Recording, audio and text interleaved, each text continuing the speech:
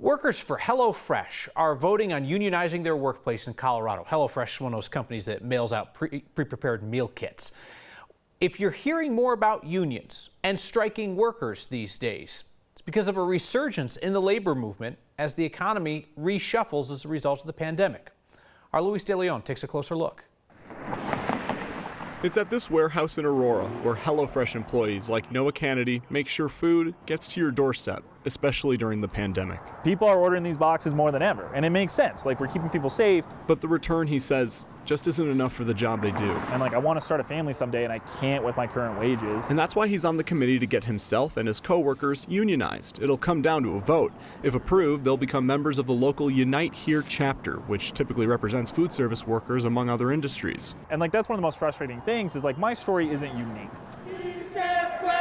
It's happening at a time where seemingly more groups of workers backed by their union are going on strike, like the janitorial staff at DIA and workers at Nabisco in Aurora. There have been 287 strikes across the country this year, just 3 in Colorado.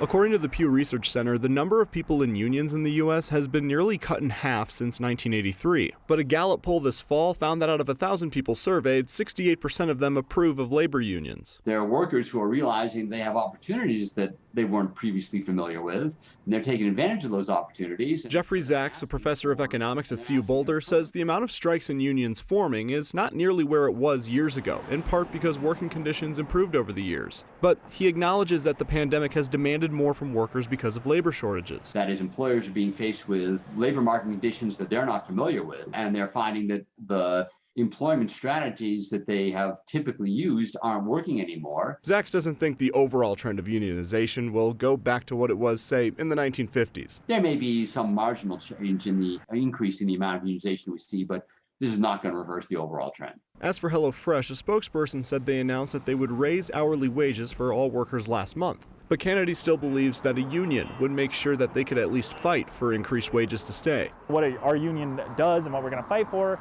is make sure that's a contract, but they can't just take it away later, and also fight for more. Now, employees at HelloFresh have until November 22nd to mail in their ballot. They need to get more than half of the votes in favor of a union for it to go through. Now, Kyle, even though employers have made it really harder over the last few years to unionize, Professor Zaks, who you heard from there, says some employers have, generally speaking, seen unionization pay for itself when wages are raised because it creates more efficiency. To the extent that efficiency actually happens, consumers won't really feel the impacts, like prices increasing on certain products.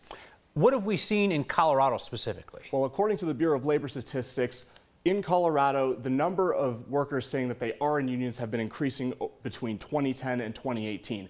Last few years, we saw that number dip just 7.4% in the state as of 2020.